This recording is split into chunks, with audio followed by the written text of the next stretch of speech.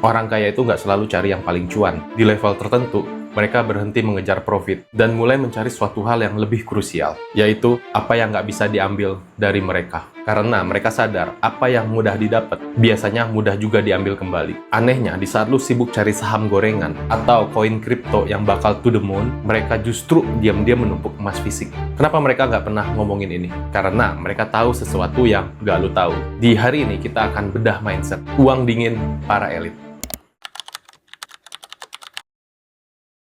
Orang biasa fokus pada penambahan uang, orang kaya fokus pada penjagaan nilai. Ini perbedaan fundamental. Di saat aset lu sudah mencapai angka tertentu, musuh terbesar lu bukan lagi kurangnya peluang, tapi wealth attraction, penyusutan kekayaan secara diam-diam. Orang kaya tahu pada dasarnya uang kertas adalah klaim nilai yang bergantung pada kepercayaan terhadap sistem yang menerbitkannya. Masalahnya, kepercayaan itu bisa goyah, dan syarat kontraknya bisa diubah sepihak kapan saja. Emas adalah satu-satunya aset yang bukan merupakan kewajiban pihak lain. Ia berdiri sendiri.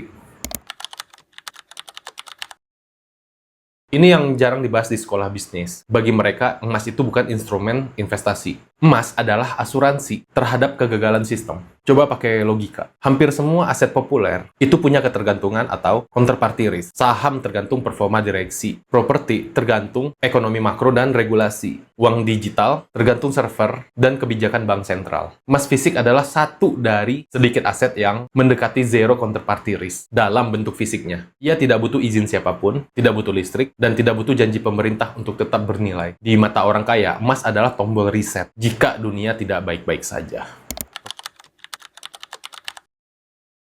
Jika emas sepenting itu, kenapa mereka jarang ngomongin? Ada 3 alasan logis. Yang pertama, emas itu defensif bukan seksi. Gak ada yang bangga pamer aset yang naiknya cuma stabil di depan kamera. Emas itu membosankan, tapi bagi mereka, membosankan adalah kata lain dari aman. Dan ironisnya, sebagian orang gagal karena mereka terus mencari sesuatu yang terasa menarik, bukan yang terbukti bertahan. Yang kedua, strategi survival tidak sama dengan strategi growth. Strategi orang yang sedang membangun aset beda dengan orang yang sedang menjaga dinasti. Mereka nggak butuh lu ikut beli. Yang ketiga, invisible wealth. Emas fisik adalah cara terbaik untuk memiliki kekayaan yang tidak tercatat di layar monitor manapun. Di era transparansi total, memiliki aset private adalah kemewahan tertinggi.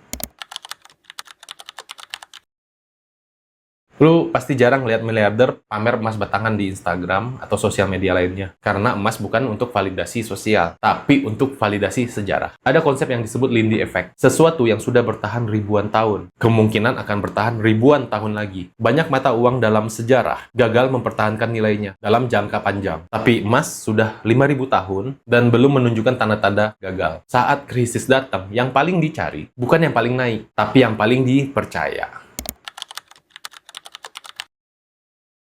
Sekarang pertanyaannya bukan lagi emas bagus apa tidak, tapi peran emas dalam hidup finansial lu itu apa? Kalau lu anggap emas sebagai alat cepat kaya, lu bakal kecewa. Tapi kalau lu lihat emas sebagai penjaga nilai kerja keras lu, maka cara lu memperlakukannya akan berubah total. Lu nggak lagi sekedar memegang aset, lu sedang memegang kendali atas hasil kerja keras lu sendiri. Lu nggak lagi stres lihat harga harian, karena lu tahu sedang memegang kedaulatan yang nggak bisa di-delete oleh siapapun. Di video sebelumnya kita membahas bagaimana cara main emas yang benar. Hari ini lu paham mindset, kenapa elit memegangnya. Sekarang lu punya 2 hal, cara mainnya, cara mikirnya. Dan di titik ini, lu bukan lagi sekedar penonton. Lu mulai melihat apa yang selama ini gak kelihatan oleh orang awam. Kalau lu mulai mikir beda hari ini, hasilnya juga akan beda di masa yang akan datang.